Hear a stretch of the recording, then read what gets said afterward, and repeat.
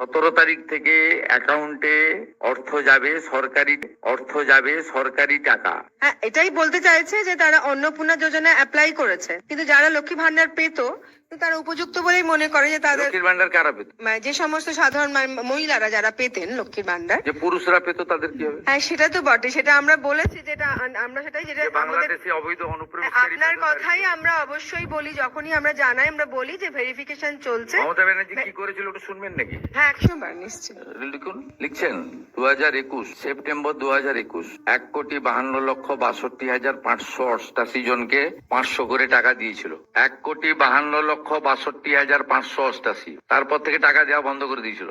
April 2022 মাঝখানে বন্ধ ছিল। ফেব্রুয়ারি মার্চের 2 মাসের টাকা একসঙ্গে দিয়েছিল 21,84,631। এরপরে টাকা দেওয়া বন্ধ হয়ে গেল।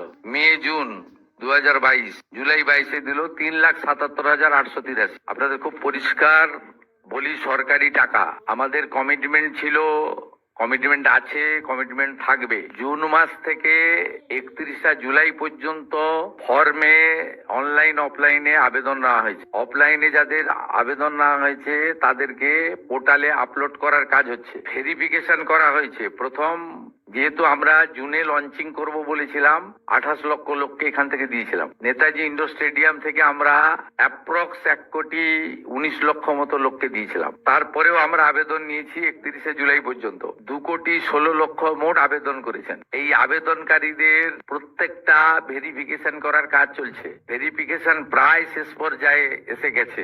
আজকে আমি ডিটেলসে বলবো না। 10 তারিখে আমি এবং সংশ্লিষ্ট মন্ত্রী মালতী রাভা রায় ডিটেলসে প্রেস কনফারেন্স করব 2 PM, ঠিক আছে? আপনার মিছিলের আগে তেরঙ্গা যাত্রা। 17 আগস্ট থেকে 10 জুলাই পর্যন্ত যারা আবেদন করেছেন তাদের ভেরিফিকেশন কমপ্লিট করা যাবে, মানে 10 তারিখ পর্যন্ত এই মাসে। 11 থেকে 31 জুলাই ভেরিফিকেশনের জন্য আরো সময় লাগবে, কিন্তু আমরা এই মাসের 17 আগস্ট থেকে আমরা 3,000 টাকা করে ভেরিফাইড লোকেদেরকে, মহিলাদেরকে অ্যাকাউন্টে পাঠাবো। এবং কারা কারা বিবেচিত হবেন সম্পূর্ণ ক্রাইটেরিয়া 10 তারিখ সোমবার বলে দেব। 17 তারিখ থেকে অ্যাকাউন্টে অর্থ যাবে সরকারি টাকা। নিয়ম মেনে দেওয়া হবে, বিজেপির সংকল্পপত্র মেনে দেওয়া হবে। একটা স্কিম তৈরি করতে গেলে, দিতে গেলে যে ফাইন্যান্সিয়াল মিনিমাম ডিসিপ্লিন